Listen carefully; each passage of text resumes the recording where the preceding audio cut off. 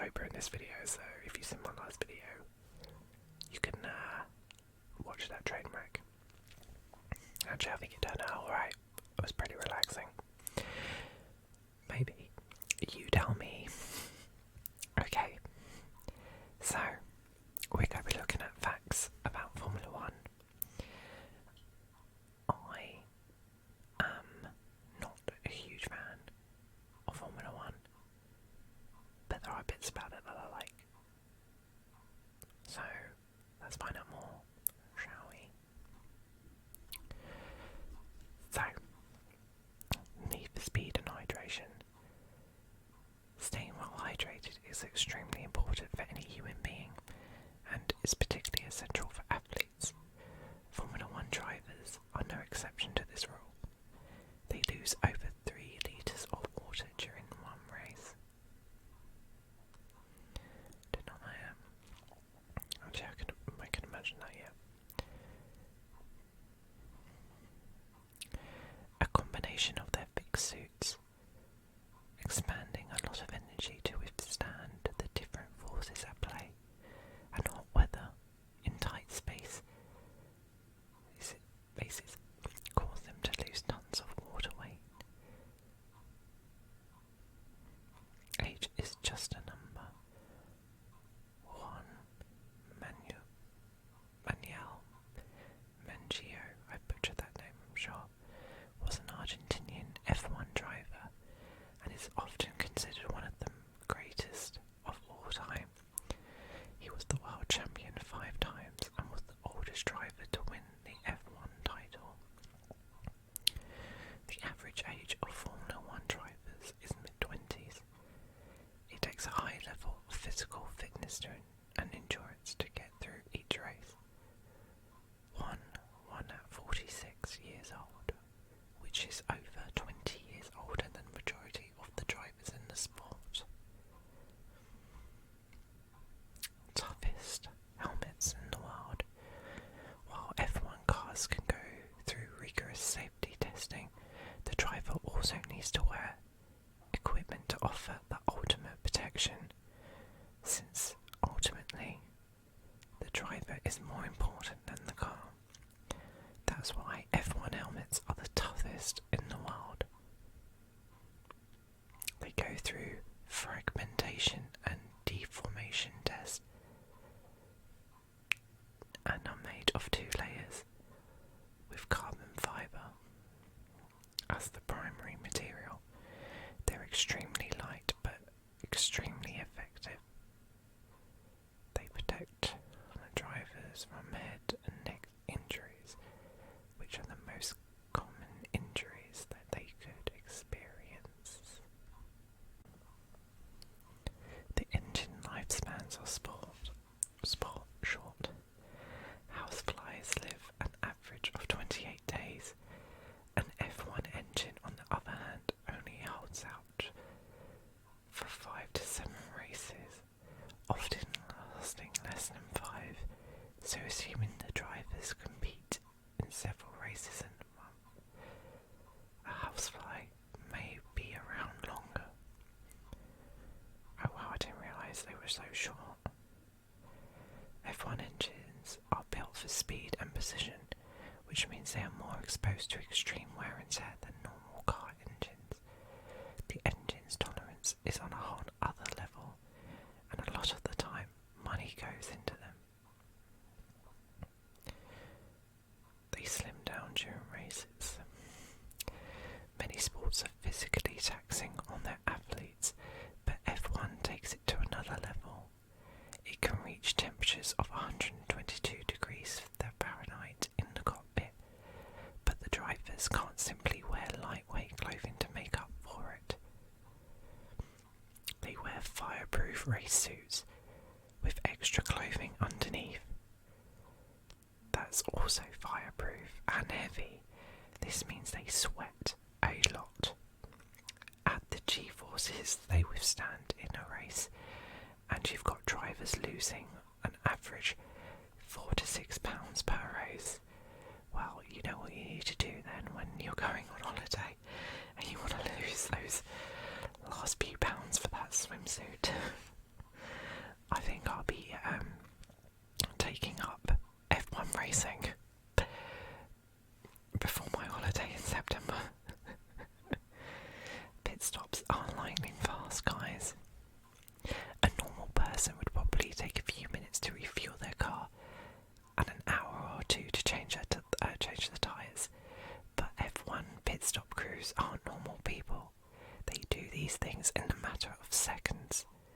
3 or less to be exact.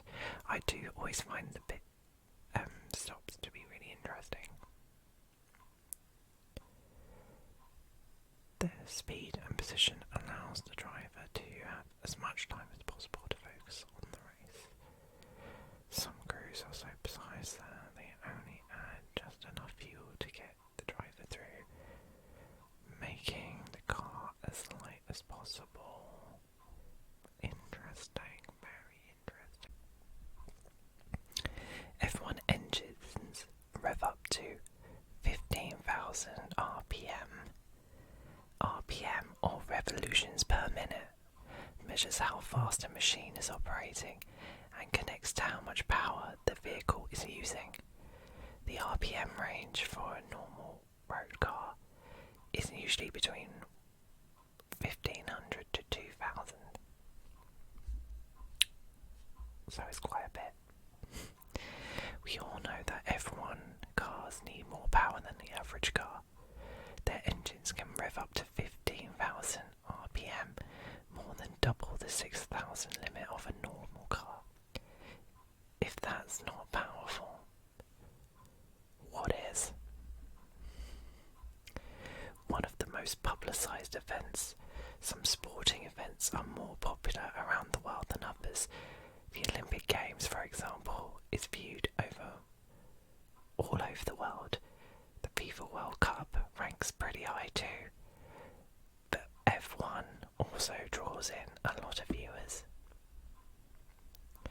Over 400 million people around the world watch Formula 1 on television, making it one of the world's most publicised events.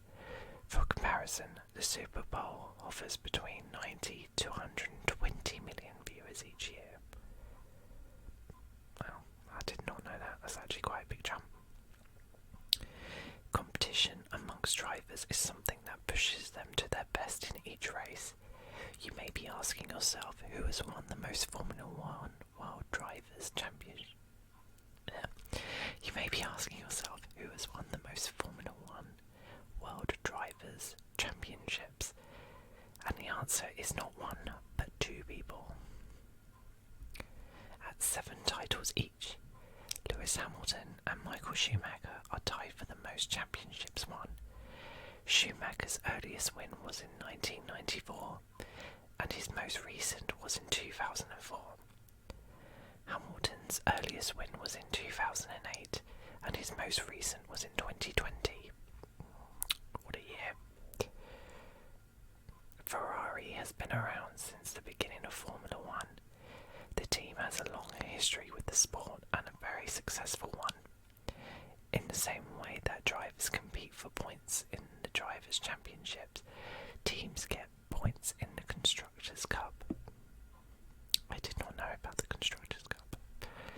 Ferrari holds the number 1 spot in almost all Constructor Cups. They also have the most Grand Prix wins at 238, and the most World Championships won at 16. Impressive, guys, keep it up.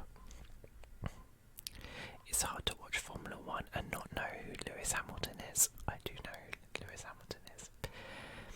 Currently considered one of the greatest drivers of all time, he's been winning races left and right since he joined the sport in 2007. Wow, he joined the sport in 2007 and became world champion at 2008. What a year. In his career, Hamilton has won a whopping 103 Grand Prix races, which has made him the first driver to break triple figures in Formula 1 history. We can only assume that we have many more wins under his belt before he decides to retire. Well, we'll see with his new team if he can get some more of those wins, because he's not been winning that much recently from what I know. I could be wrong. I don't think I'm wrong on that. Okay. Any car with bad tyres is going to have issues, and there's nowhere that this is more true than in Formula 1. Their tyres go through extreme stress and have much shorter lifespan than the normal car. There's one company that has the monopoly on the industry. Oh yeah, Ferrari.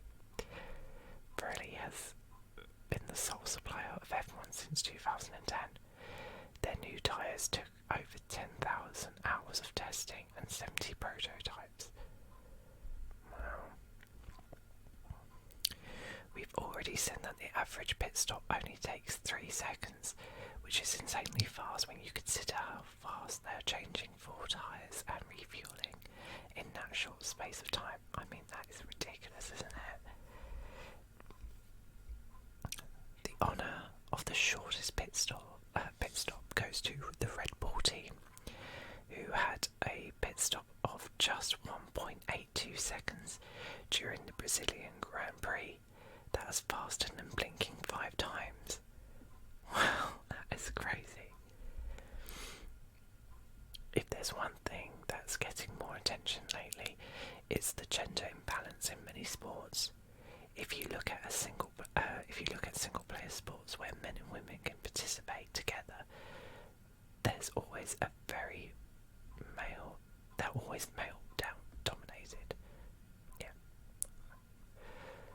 Okay. Formula One is unfortunately no exception.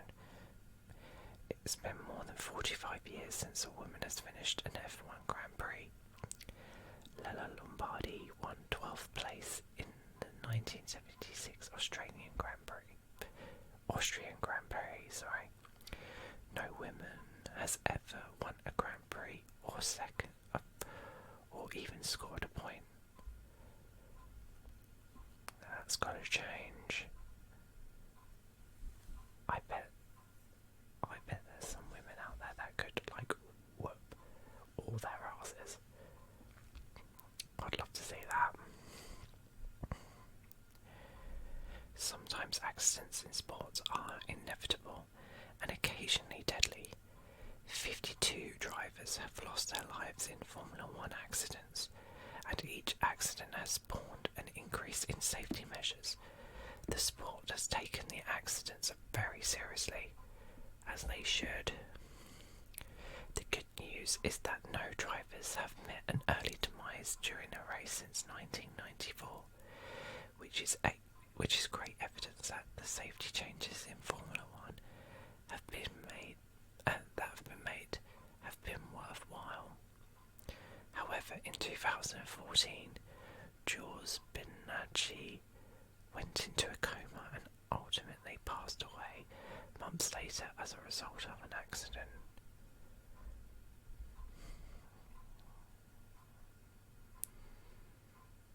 Some may think of a Formula One team as being the driver, the pit crew and a few others. In reality, there's a massive team behind the scenes, ensuring both a successful race and the success of the team itself. Teams can be on the upwards of 600 people, wow, when you factor in the active race crew, engineers, mechanics, public relations crew, managers, test drivers, and many more. Teamwork makes the dream work, guys. Modern steering wheels in normal cars are much fancier than they used to be. They often feature volume controls, dashboard controls, and other bells and whistles, in addition to the horn. But Formula One steering wheels are even more complicated.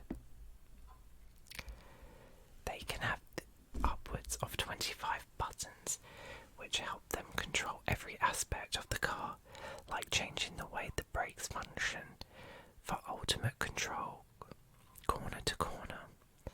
Well, I need new brake pads on my car, so I wish I had a button that could change those for me. There are many types of motorsports out there, and each one presents its own unique set of challenges. Due to this, it's not super common for a driver to change once they've settled into a sport, but it does happen. Mario Andretti is a great example, being one of the only 2 drivers who has been successful in more than Formula One. He's also won races in NASCAR, the World Sports Car Championship, and IndyCar. He is the very definition of adaptable. A Formula One brake disc can reach a temperature of up to 1,000 degrees Celsius during a race. That's as hot as molten lava. So when when Max Verstappen needs to decelerate from 400 to 60 kph in half a second, he needs to trust his brakes. The brake discs need to be nigh on indestructible. They're made of carbon fibre for strength and lightweightness, and they have 1,200 heat-resisting holes to keep them cool enough to last up to the 8 km.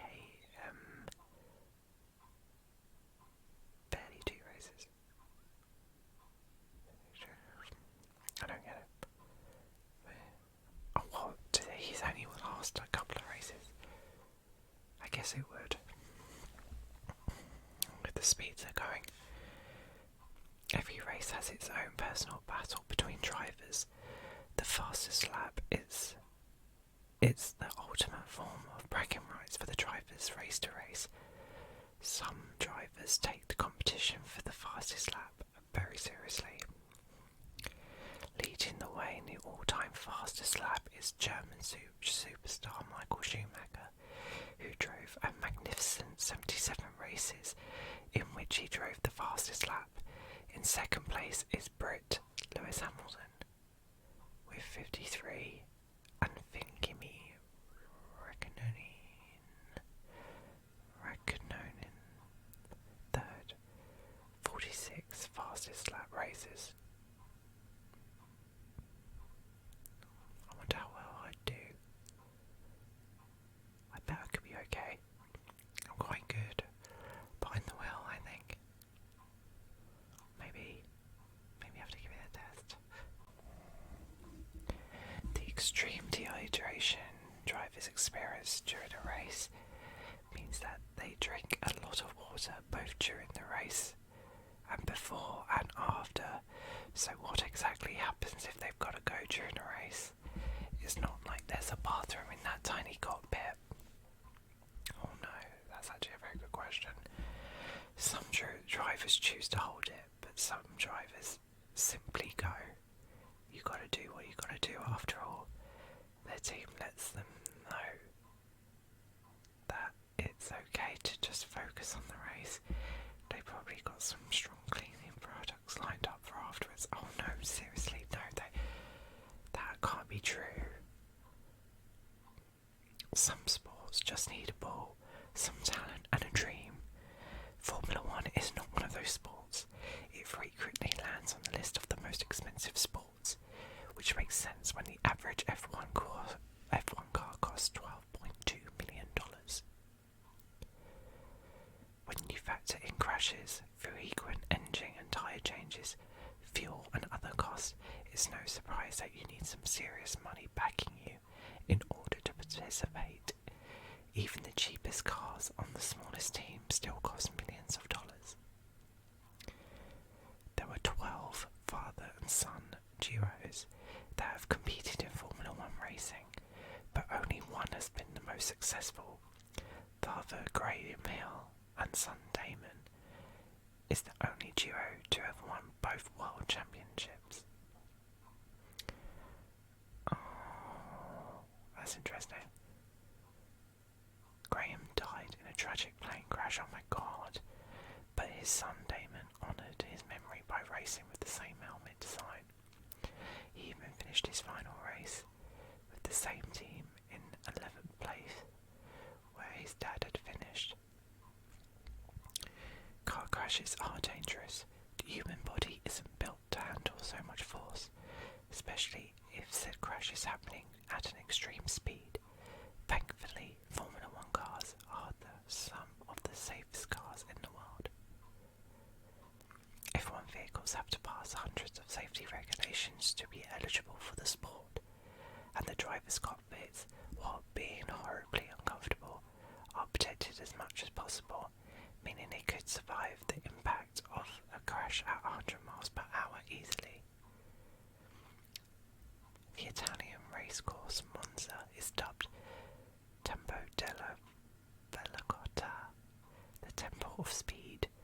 For being a true racecourse, drivers can reach insane speeds of up to which makes for a very fast lap indeed. Once again, Lewis Hamilton holds the lap record at 1 minute and 41 seconds, which he accomplished at the time at the 2020 Italian Grand Prix.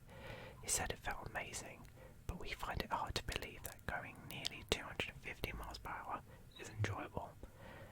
I'd be freaking out, I can tell you. I'm not. I don't like speed. I'm not good with like roller coasters or any of that kind of stuff. It's not for me. In 1998, the famous Spa Grand Prix in Belgium had kicked off in horrendous conditions, with visibility low from car spray. The chances of a crash were high, but nobody was expecting this. As a frontrunner, David Coulthard whipped around the corner, he lost grip and shunted into a metal barrier. The cars behind him had nowhere to go on the narrow track, and Coulthard's collision caused a 13-car pile-up, the biggest in Formula One history. In Formula One, there's a minimum race length of 190 miles, which means that the racers have to complete as many laps as are needed to reach that distance. That wasn't too hard to achieve in the Pescara circuit, everyone's longest circuit. Sorry for butchering that. The circuit is 16 miles long, and it saw its F1 race in 1957. It was extremely challenging, windy, so it isn't surprising that it's no longer in use. I was going to say, things got a bit weird at the 1997 European Grand Prix. I do not know how to pronounce that surname, but Sharks got a provisional pole position with a lap time of 1.21.072, but a few minutes later Michael Schumacher set the exact same lap time. But it gets even weirder. Heinz-Harald Frentzen then also set the exact same time, making it 3 drivers on pole position. It was ultimately decided that the one who registered their lap first was on pole, which means Villeneuve landed the position.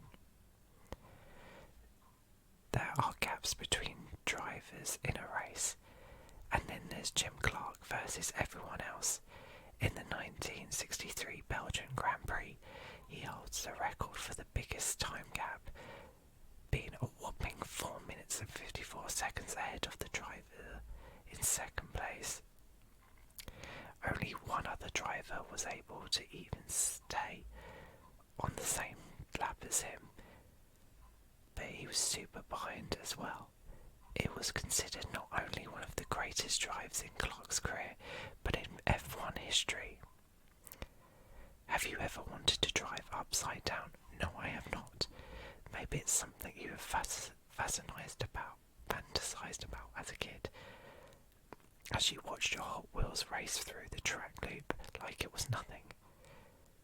Well, I mean, I didn't, but theoretically an F1 car could achieve just that. F1 cars are very aerodynamic, and the downforce could let them produce a 3.5 G, so at 120 miles per hour in the right conditions, they could drive upside down like it was nothing. Yeah, not wanting to put that to the test.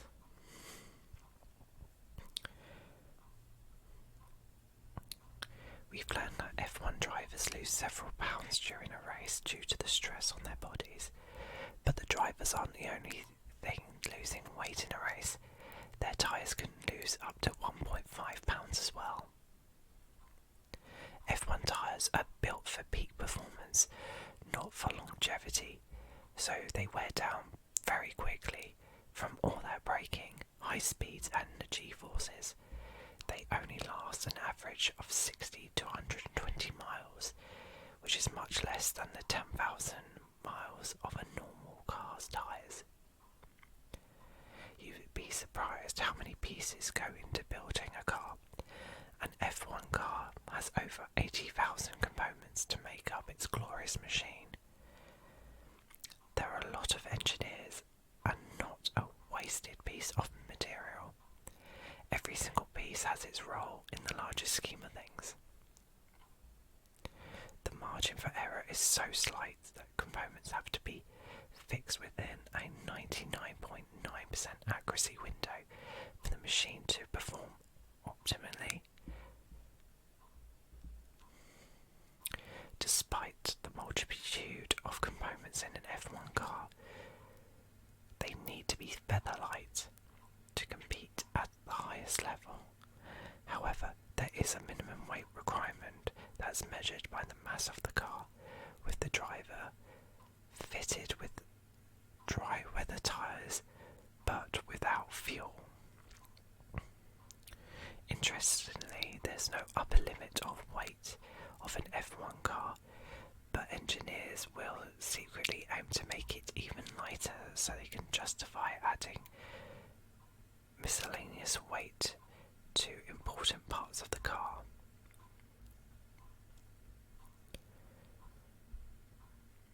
Like Formula 1, NASCAR is a very popular racing sport, but that's where the similarities end. F1 cars are faster, but NASCAR cars are more durable. NASCAR cars are heavier and sturdier than F1, but this makes them slower. F1 wins on speed as the cars can achieve the top speeds of over 220 miles per hour. That's about half the speed of the average airplane. Wow, NASCAR comes in second at around 200 miles per hour, still pretty fast. F1 cars can go also from standing to their top speed in just 10 seconds. That is actually crazy how fast they can go, and they can do it in seconds, but they can also decelerate in the same amount of time as well. I think it's about 4 seconds that they can hit some crazy speeds and decelerate in those speeds and that time as well. I don't know what I'm saying. Anyway, I hope you found this video interesting. I certainly have, and I'm certainly getting more and more interested in Formula 1. I quite like Aston Martin, but then I just like Aston Martin cars in general. So that's my logic. That's the science that's gone into my decision for that. Go Team Aston Martin. I hope you are now asleep and not paying attention to this nonsense that I'm giving you. And I shall see you in my next video.